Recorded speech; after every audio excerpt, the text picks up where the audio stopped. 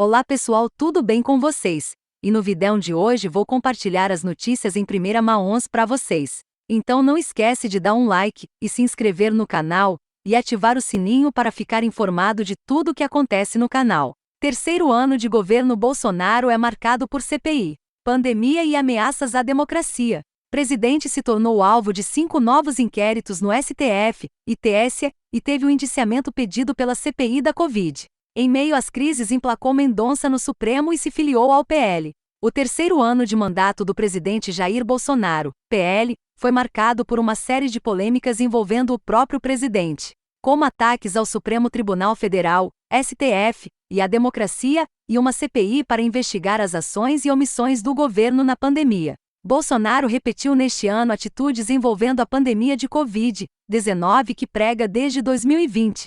O presidente contrariou orientações das autoridades internacionais de saúde, promoveu e participou de aglomerações, criticou o uso de máscara e recomendou remédios cuja ineficácia contra a doença já foi comprovada. Em meio à polêmica condução da pandemia e à instalação da CPI da Covid, o presidente Jair Bolsonaro se filiou ao Partido Liberal, que faz parte do Centrão, pelo qual deve disputar a eleição presidencial de 2022. O presidente da República, que já era investigado no Supremo por suposta tentativa de interferência na Polícia Federal, se tornou alvo de 5 novos inquéritos no STF e no TSE. Relembre mês a mês alguns dos principais fatos relacionados ao governo em 2021. Janeiro, Brasil quebrado. Logo no início do ano, em 5 de janeiro, Jair Bolsonaro afirmou que o Brasil está quebrado e que por isso ele não conseguia fazer nada. A declaração gerou reações de economistas e políticos. No dia seguinte, o presidente declarou em tom de ironia que o país está uma maravilha.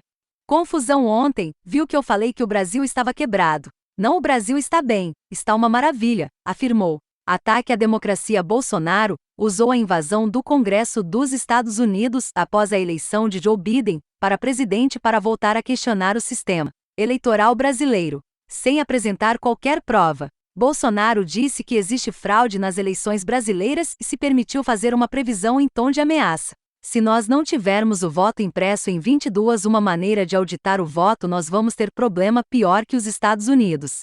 Pandemia. Bolsonaro acusou fabricantes de seringas de elevar preços e disse que governo suspendeu compra dos insumos. Em carta ao primeiro-ministro da Índia, o presidente pediu o envio urgente de vacina contra a Covid fabricada pela AstraZeneca em solo indiano. Em paralelo, Bolsonaro insistiu em incentivar o tratamento precoce contra a Covid-19 mesmo sem comprovação científica. Relatório da ONG internacional Human Rights Watch afirma que Bolsonaro tentou sabotar medidas contra a doença. Forças Armadas. Jair Bolsonaro disse que quem decide se um povo vai viver numa democracia ou numa ditadura são as suas Forças Armadas. Governo publica MP com novo salário mínimo de R$ 1.212 a partir de 2022. Presidente Jair Bolsonaro anunciou o novo valor do salário mínimo durante transmissão nas redes sociais. O presidente Jair Bolsonaro anunciou nesta quinta-feira, 30, em transmissão ao vivo em uma rede social, que o salário mínimo será de R$ 1.212 em 2022. A medida provisória, MP, confirmando o novo valor, foi publicada na edição desta sexta, 31, do Diário Oficial da União, do. Segundo a colunista do G1 Ana Flor, o valor de R$ 1.212 corresponde a uma correção da inflação pelo INPC e a recomposição de um valor residual referente a 2021 sem espaço para ganho real. No fim de 2020, Bolsonaro fixou o salário mínimo no valor de R$ 1.100. A partir de 1º de janeiro de 2022, o valor passará a ser de R$ 1.212. A partir de 1º de janeiro, o novo valor do salário mínimo será de R$ 1.212, afirmou o presidente durante live transmitida a partir de Santa Catarina, onde Bolsonaro está de férias.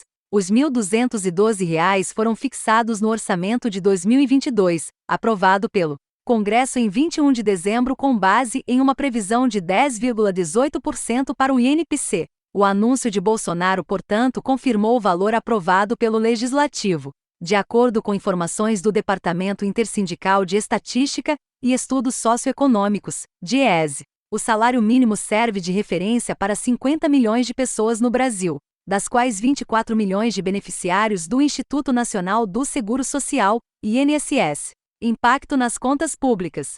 Um reajuste maior no salário mínimo também faz com que o governo federal gaste mais. Isso porque os benefícios previdenciários não podem ser inferiores ao valor mínimo. De acordo com cálculos do governo, a cada R$ 1 de aumento do salário mínimo cria-se uma despesa em 2021 de aproximadamente R$ 365 milhões.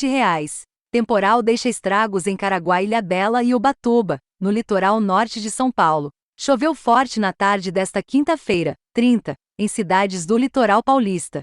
O temporal do fim da tarde desta quinta-feira, 30, provocou estragos em cidades do litoral norte de São Paulo. Em Caraguatatuba, Ilhabela e Ubatuba, ruas ficaram alagadas. Imagens enviadas por moradores mostram a força e a altura da água nas cidades. O maior estrago foi em Ilhabela. Imagens mostram o bairro Água Branca com ruas alagadas e a força da água nas vias. Um carro tenta atravessar o alagamento e quase é impedido por uma enxurrada. De acordo com a Defesa Civil, o acumulado de chuva é de 147 milímetros. A prefeitura informou que os bairros mais atingidos foram Barra Velha, Água Branca e Reino. Às 18h50 as equipes seguiam em atendimento das ocorrências. Por causa da chuva, a Sabesp informou que o tratamento de água foi interrompido nas regiões Central, Norte e Sul, o que poderia afetar o abastecimento.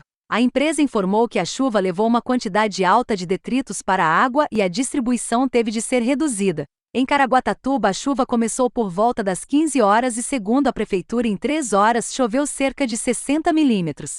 O temporal veio acompanhado de ventos de até 20 km por hora. Aliado à maré alta, houve pontos de alagamentos na cidade. De acordo com a Defesa Civil, na cidade o acumulado foi de 153 milímetros. Em Ubatuba, a chuva também deixou ruas alagadas na região da Praia Grande. Diversas vias ficaram alagadas e o volume de água cobriu a roda dos veículos.